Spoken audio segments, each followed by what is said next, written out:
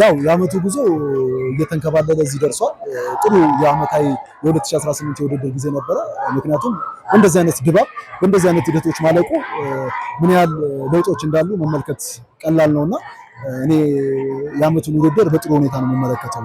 በተጨማሪ ደግሞ ያው የዛሬ የዋንጫ ጨዋታ እንደመሆኑ መጠን ለመጀመሪያ ጊዜ ነው የዋንጫ ጨዋታ በዚህ ልክ የተከናወነውና ይሄንን ደጋፊ ይሄንን ህብረተሰብ በአንድ ላይ ሰብስቦ የሴቶች እግር ኳስን በዚህ ልክ ማሳደግ ቀላል አይደለም። ያው እንግዲህ እግር ኳስ ነውና አፕን አድርጎብናል። ለቀጣይ ደግሞ ተስተካክለን እንመጣለን ብያለሁ። ሁለተኛው ዙር ላይ የተወሰኑ ጨዋታዎች ላይ ነጥብ መጣሉ ይመስለኛል። ከመጀመሪያው ዙር ትንሽ ደከም ያላችሁበት ምክንያቶቹ ምንድን ናቸው? በቀጣይ ዓመት ኢትዮ ኤሌክትሪክን በምን ደረጃ እንጠብቃለን? ያው ይሄ ቡድን ልምድ ያለው ቡድን ነው። በተለይ ለኢትዮጵያ ሳይሆን ለአፍሪካ የሚዘጋጅ ቡድን ነውና በዚህ ልክ እኛ የጣልናቸውን በኋላ ላይ የጣልናቸውን ነጥቦች ዋጋ አስከፍለውን እዚህ ደርሰዋል። ያው ልምድ ያለው ቡድን ደግሞ ባለው ሂደቶች ያሸንፋል። እነሱ ልምድ ስላላቸው አሸንፈውናል። በዚህ አጋጣሚ ንግድ ባንክን እንኳን ደስ ያላችሁ ማለት እፈልጋለሁ። ኢትዮ ኤሌክትሪክ በቀጣይ ራሱን በደንብ አስተካክሎ ኢትዮ ኤሌክትሪክ ብቻ ሳይሆን 14ቱም ክለቦች በእርግጠኝነት በደንብ ተዘጋጅተው ይመጣሉ የሚል እምነት አለኝ። ይሄ ነው ልል የምችለው።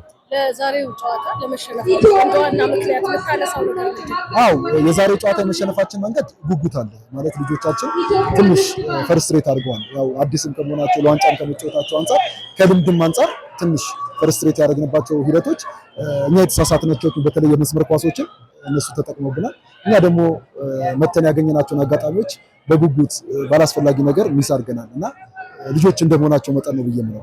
እንዳጠቃላይ ሴቶች እንዲህ አይነት ፍክክሮች እንዲታዩ ምን መደረግ አለበት ትላለህ? አው እንዲህ አይነት ፍክክሮች እንዲታዩ ሁሉም የሴት እግር ኳስ አሰልጣኞች ቡድኖችን በደንብ ኮንሰንትሬት አድርገው ቡድኖቻቸውን ከፍ ማድረግ ይጠበቅባቸዋል። ያ በሆነ ቁጥር ደግሞ የተሻሉ ድሎች ይፈጠራሉ እያምናለሁ እና በአንድ ቡድን መካከል ላይና በሁለት ቡድን መካከል መጣል የለበትም።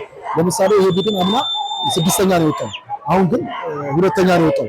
ከጀርባ ያሉትን ሰው ቡድኖች በ9 ነጥብና በ6 ነጥብ ርቆ ነው። ያ ርቀት መፈጠር የለበትም የሚል እምነት አለ።